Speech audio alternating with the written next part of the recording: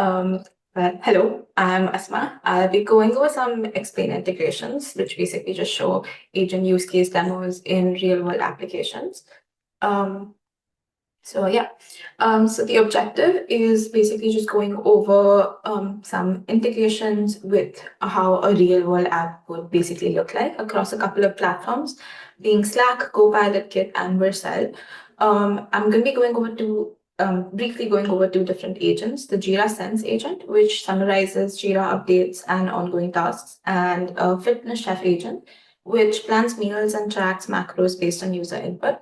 I'll be going over both of these agents shortly before I jump into the integrations. So for the agent integrations, we have three. Like I said, Slack with Jira Sense, which just briefly, the backend has fast API, Redis, and Celery. And for local development, it has ngrok and Unicorn. And for production, I have it deployed on Render. And I'll just go over that really shortly. I also have Copilot Kit UI integrated with the Fitness Chef backend endpoint, and that's local on ngrok with Unicorn, and it could also be productionized with Render. Finally, we have the Vercel web app, which is deployed using the explain agent endpoint in the backend. And it has Vercel. You can use Vercel templates or custom UI elements based on whatever your use case is. So let's jump into agent demos. So this is the Jira agent. Just confirm if you guys can still see this. I can see it. Okay, good. Just briefly going over this agent, it has two custom utility tools. So one is the search tool, which basically Asma, just goes, yeah, just zoom in a little bit, please. okay, good. That's good. Yeah. Okay. Um, so the first one is the search utility, and this basically just returns based on the user input you provide. Like it searches for the user and returns things like the account ID, the display name, and the email address. And the second is the issue search utility tool, which basically based on your query that you ask, it finds the relevant issues and kind of provides the result in like a JSON with like multiple values. So summary, issue type, the assignee, but the description, things like that. Also the project board that it's associated with. If there's any time tracking, it can handle that. And this is how it looks like in the agent. So these are a couple of questions that you can ask. Things like how many tasks were resolved or how many bugs were reported, bugs that were fixed. And it kind of works across these four project boards. So the bug tracking, product development, research and development, and science and engineering. Always combine into this Jira Sense agent. And once you deploy it, you have your agent ID, but you also have an agent URL. And this URL is what we use for integration. So here are a couple of examples of how that looks. So you could ask it questions like this. What were Tiago's tasks in the first week of January? A couple more examples of the tasks that you could ask it. So the status of a couple of stories, how many bugs were resolved. And it's gonna like give you pretty extensive responses. Another thing you can do is go over execution stats that kind of cover a breakdown of how many credits were used and things like that, which could be useful for you. And now talking about integration, this is how the integration would look like. So you have something that looks like this, which is your agent URL, and this is what you would essentially integrate. There are a couple different things I'm going to be going over for the integrations, but this is how they would essentially look like in Python. Okay, so let's jump into the Slack agent integration. Let me just share something else. Yeah. Okay, so this might look a little overwhelming, but bear with me. I will try my best. I can just get this going. Okay. So here is your Slack agent. You can see my Python code, right? Yes. See my screen? Yeah. Yeah. Sorry, I'm gonna keep asking because I have to keep sharing. Bear No with me. problem. Anyway, so here is how the agent actually looks. So we have let me actually start with main.py. So first we define our fast API. So we initialize a fast API, and that has endpoint just to check if the API works. And then we have the startup event. Basically, that's always going to have a Celery worker ready in the back end. And the Slack endpoint is basically every time you get ignore this because it's just like Slack verification, but every time you get a new message, it offloads to Celery. So Celery is just something that's allowing us to have different workers. And what this does is that prevents the API from being crowded, and it allows us to, if you have multiple users and things like that, you don't have to wait because it's always going to be available, and also helps with Slack because Slack has this issue where it needs acknowledgement really fast, or it keeps like spamming with queries. So that's where we're using Celery too. So it offloads the Celery. Now the task.py is where our actual agent works. Is we initialize Celery with with tasks, and we use a Redis backend. What this does is that it uses it as a response broker, but also all your sessions are maintained over there. And anytime we get a text, we run our agent, and we run it with the session ID being the thread ID. And the reason this helps is because it helps us maintain history, which I'm going to show you in just a little bit. So let me just jump into the actual Jira bot. This is what the chat window would essentially look like. And you can have new chats, you can see the history, and also brief about sections. So let's just start a new chat. I'm going to ask it one of the questions I have already asked it. I ran this a while ago. I'm going to also show you how the backend looks like for this agent. So I also have this this whole workflow deployed on render. So if I can just show that, you can see this. I'm gonna sorry, it's on Yeah, no, it's okay. I'll let you Yeah, know if we but are not able to see anything. okay, Keep going. that's even better. Okay, I guess you guys won't be able to see. So this is like the log. Okay, so this is render where I have deployed the application. It has two different aspects. It has the actual agent code, and it has the Redis database. Also the response is generated here.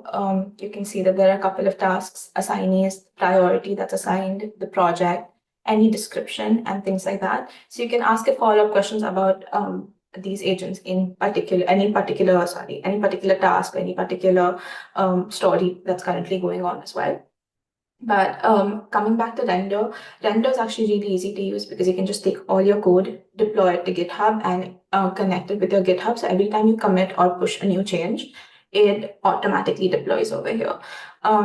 And you have a log of how your agent is working. So every time you post a message, you have a post request. It starts one of the Celery tasks that I mentioned, and it kind of tries to get the response. And once it gets the response, it'll just say that the task has succeeded and the time it took for the task to succeed. So this is pretty neat, and because you're offloading these tasks, you can have multiple people use this at the same time without it, being slowed down and things like that. So that's Jira. I will move to the second integration, which is the fitness chef. 1 second. Let me pull everything I need for that up so that we have everything ready. Yeah. So I need that over here. Okay. So, oh yeah, please drop any questions in the chat and I could answer any questions that you have. This is the fitness chef agent. This is going to be used for two of the other integrations I showed today. They're more UI focused. Okay, so the fitness chef agent is an AI-powered assistant that helps generate new and innovative recipes based on available ingredients.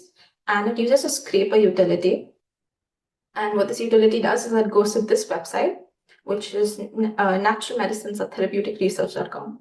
And it will return the protein content of different common foods. And it also uses this recipe index, and that is basically a Kaggle dataset of food.com that has let me get this correct, 200,000 recipes. Asma, could you Yes. slow down a little bit? It's probably a little fast for some people. Yeah, no, absolutely.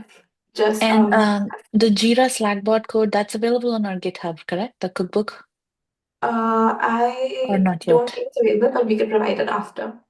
Okay, good.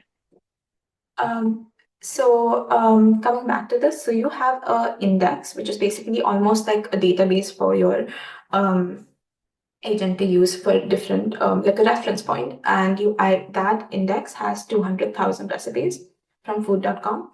And these are different, they have like a bunch of different ingredients and they have all of that information there. And you can, what we're telling our agent to do is to refer to that uh, um, index for the search tool, to refer to the index for like inspiration. And it always creates a unique recipe, and it always provides it in the form of like having your protein breakdown followed by the unique recipe that the agent creates. But also it's going to provide similar recipes from the search tool index. So any two recipes that are closely matched in ingredients are going to be displayed here. We're using GPT-4 OS LLM, and here's an example of how that would look like. So if we have a protein code of say 135 grams of protein, and these are available ingredients, this is how the protein breakdown would look like. So you have um, your ingredients, the amount of protein per 100 grams, and how many grams you're using in your recipe, the recipe, and then other similar recipes as well. Once this agent is deployed, you could use this as an endpoint, like I mentioned. Here is how I'm using it as part of my um, application. So over here, I have a really simple chat interface. It has 3 different prompts. You can obviously put your own text as needed. And let's go with this one. And it always has like a use explain that ask explain that comes up. Can And you zoom on the app that you just showed? There we okay, go. Okay. there we go. Okay. I already zoomed in here, but I didn't zoom in there. So here is let me just walk you through how this Copilot Kit works. So once you start Copilot Kit, you just start the integration with your API key and the tools that you mentioned as being explain.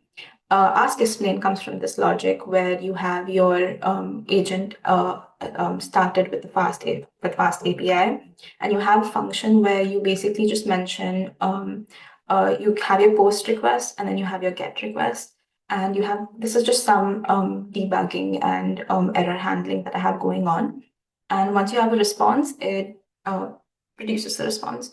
So now in Copilot Kit, you always initialize your code with actions. And what these actions are is basically you telling your the Copilot Kit LLM to actually just use this action, to actually use this, which is what the tool over here is doing. App.css is just the CSS for this, and I have some couple of prompts here, and a lot of these prompts are working here. Now, an interesting thing about the way Copilot Kit works is that it always wraps the input and the output in an LLM, which is why we always have, even though the prompt doesn't have ask explain, I have an ask explain over here, and I have an ask explain over um, with the input over here, because I need to make sure that the LLM is actually using explain. So, Here is the log. Yes. quick question. The ask is explain, is it like a token that you have to add so that like enter, or is it easy to differentiate that, okay, this is where the input starts or output starts? Because when you said that the input and output are wrapped together, so that's why I'm curious. Oh, so yeah, Copilot Kit actually uses its own LLM that every time you Okay. put an input in, it rewords or restructures the response based on Mm. its own LLM. So even though the query over here looks like this, what we Mhm. put as the input, the query that it's going to send to explain looks like this. So it might Okay. Okay. always, it kind of wraps it and rewords it.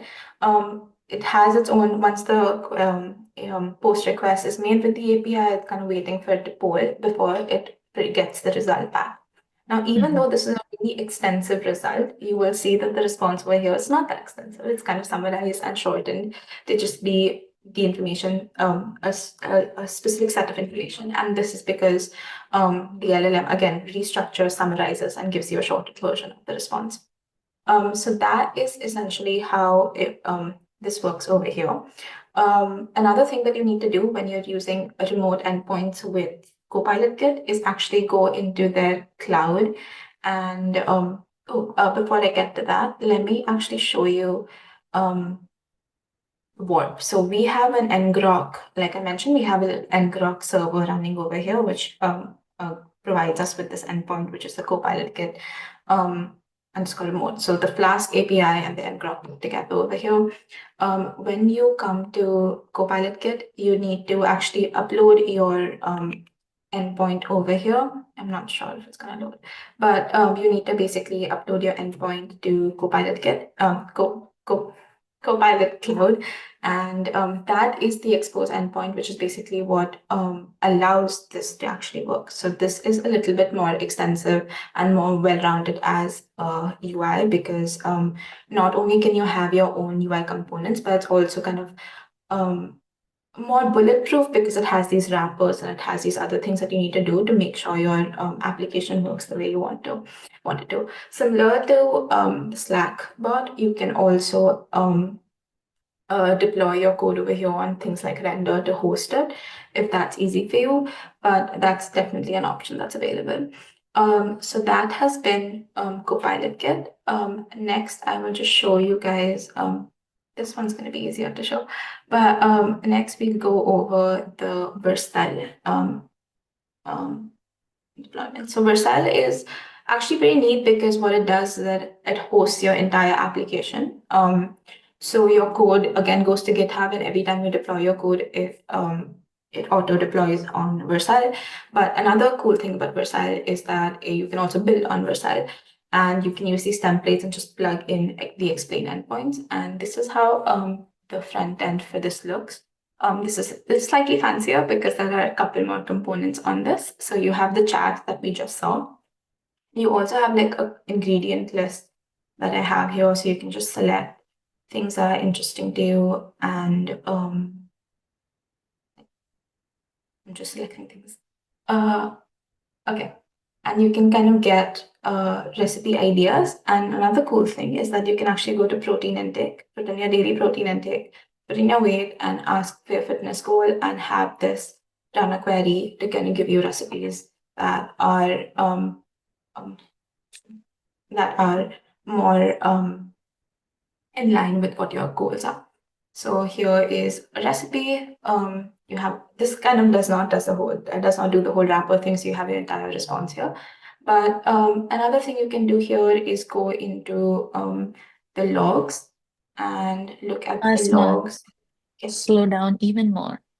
Okay. So Just a bit another more. thing, sorry, I'm just like a fast talker. I'm gonna try my best. So you can actually go through logs over here. So what you can it received our message. It checked if the API key exists or if it's true. It's ran into it. It submitted it to the endpoint. And when you submit a post request, you get back your data through a result URL. So you take this result URL and then poll for the get response. So you see the status being in progress, and it's going to be in progress for a little bit before it kind of gives you the response till the response is completely generated. And that's what our response looks like. Pretty neat. And the best part about this is that it's already deployed. So you can actually just send this and you don't need to worry about hosting it after this. It's just that you have this endpoint or this domain available to you. Let's go through the explain Quick endpoint. question.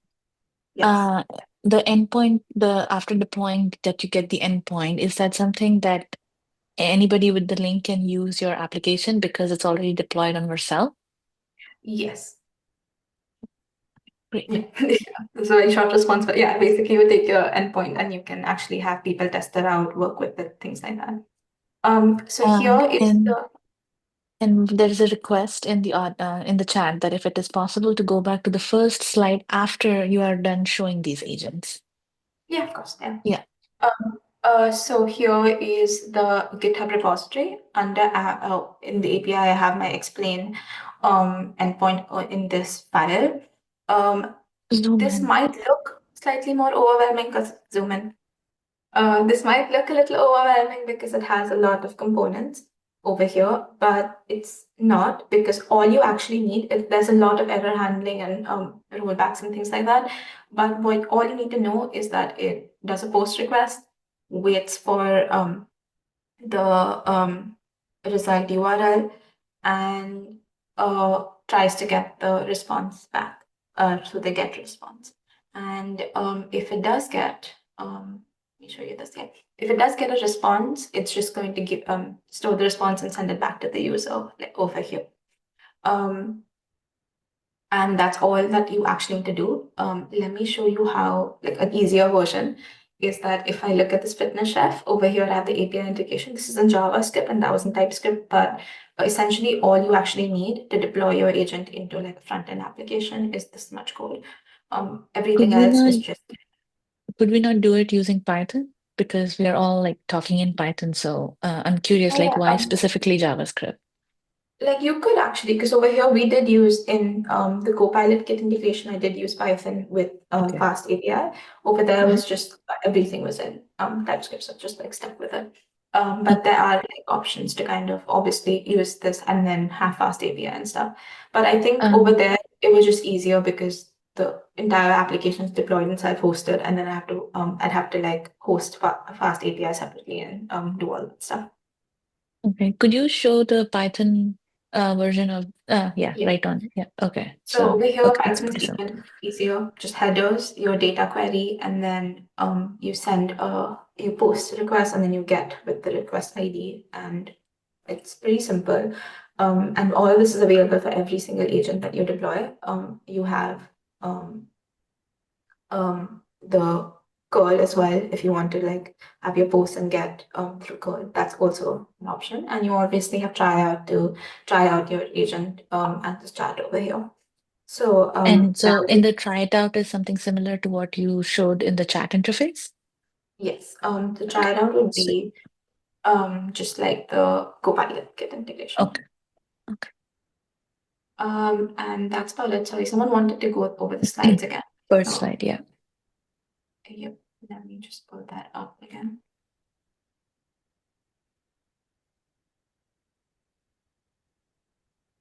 Yeah. Um, any particular, so these slides are just basically going to be the demonstration files, but anything in particular anyone has questions about? Where is everyone? Yeah. Did you ask something, Natya? Okay. Never mind. Uh, okay, so Asma, if you could tell us, like we have like 5 more minutes before the next session. I'm curious, which of these agents was the most challenging to build?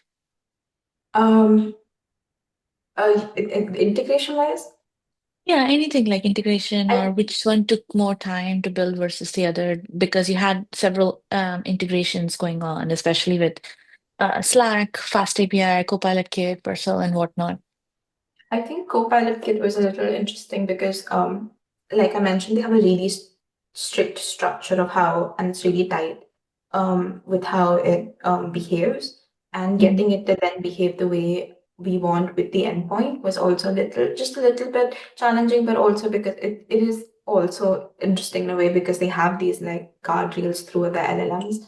So, once you figure it out, you're like, okay, this is easy. But reaching that point was a little bit, I think, Vercel was the easiest along with Slack, but Copilot just took a little longer. Okay, so if I were to build any agent and I want to create an app, which is basically powered by Explain's agents, I can use the Vercel integration that we have with Explain and just deploy my agent on, or rather, I can just deploy the app on Vercel, correct? Yes, and Vercel is easy because you have these templates that are already available, and all you need to do is then integrate or add in the code for the explain endpoint. Okay, nice, very nice. And Andrew, go ahead. Thanks for walking us through this, Asma. I'm guessing the answer is yes, but just want to make sure that that's the case. So if I'm not using Slack, Copilot, or Vercel, could I make my own front end and host it in that way, Yeah, of course. I think like the Node.js or whatever? yeah. You just need the integration bit that I showed to be in your code, and that's about it. That's all you need. What's the as a follow-up question, what would you say is the most cost effective of these three that you've done? I think so. The cool part is that all of them have free tiers, and those free tiers are pretty expensive. So you don't actually need, like, none of them actually cost anything. So I don't think, like, I mean, you can choose your tier for like things like Vercel if you need to upgrade it. The only thing I'd say was like Render had a cold start issue where if you're not using it actively, it does die down, but it also just takes a little bit to come. It takes like a couple of seconds to like warm up again. But that's the only, I would say, slow thing. Other than that, you have plans for everything, and if you have a small use case, I don't think you can get away with doing a free tier.